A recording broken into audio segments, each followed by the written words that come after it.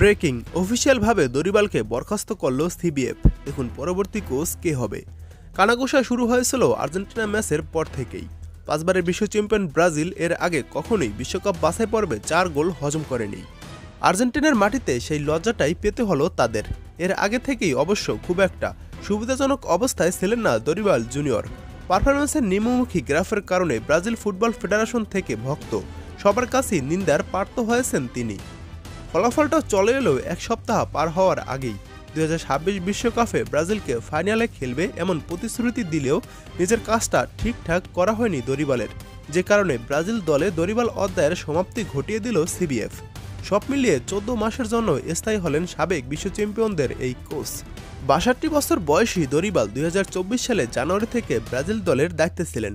এর আগে তিনি ব্রাজিলের প্রায় 27টি ক্লাবে কোচ হিসেবে ছিলেন। তবে তার প্রথম ম্যাচ ছিল ইংল্যান্ডের বিপক্ষে। সেই ম্যাচে তিনি জিতিয়েছিলেন 1-0 গোলে। এরপর স্পেনের সঙ্গে 3-3 গোলে ড্র করে জনপ্রিয়তা তুঙ্গে চলে যায় দরিবালের। তবে সেখান থেকে বাস্তবতার মুখোমুখি হতেও সময় লাগেনি বেশি। কোপা আমেরিকার কোয়ার্টার ফাইনাল থেকে বিদায়, 16 বছরে প্রথমবার প্যারাগুয়ের কাছে হার, ইতিহাসে প্রথমবার হোম অ্যান্ড অ্যাওয়েতে আর্জেন্টিনার কাছে হার। সব মিলিয়ে দরিবালের অধ্যায় সাফল্য ছিল খুবই কম। তার অধীনে 16টি ম্যাচের মধ্যে 7টিতে জয়, 6টিতে ড্র এবং 3টিতে হার হয় ব্রাজিলের।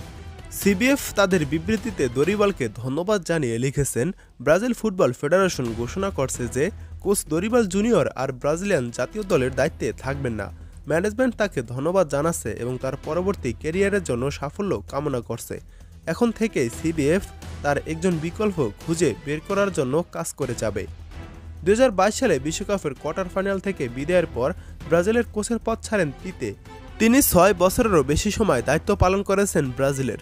এরপর অন্তর্বর্তীকালীন কোচ হিসেবে রামন মেনেজেস 5 মাস ও ফার্নান্দো দিনেস ডাগআউটে ছিলেন ব্রাজিলের 6 মাস। এরপর দরিবাল ছিলেন এবার 14 মাস। এবার কারা আসবে ব্রাজিল দলের কোচ হিসাবে? ব্রাজিলের পরবর্তী কোচ হওয়ার সম্ভাব্য তালিকায় রয়েছে 3 জন। তারা হলো ফিলিপে লুইস, জর্জ জেসুস ও কার্লো আনচেলত্তি। এই 3 জনকে টার্গেট রেখেছে ব্রাজিল ফুটবল ফেডারেশন। তবে এখান থেকে জর্জ জেসুস এগিয়ে রয়েছে।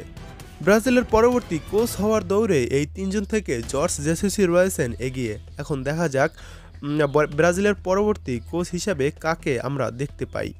ব্রাজিলের কোচ হিসেবে আপনারা কাকে দেখতে চান? কমেন্ট করে জানাতে পারেন আপনাদের মূল্যবান মতামত। এবং ব্রাজিলের কোচ যদি নিয়োগ দেয় বা এমন কোনো সম্ভাব্য খবর আমরা পাই তাহলে আপনাদেরকে জানিয়ে দিব।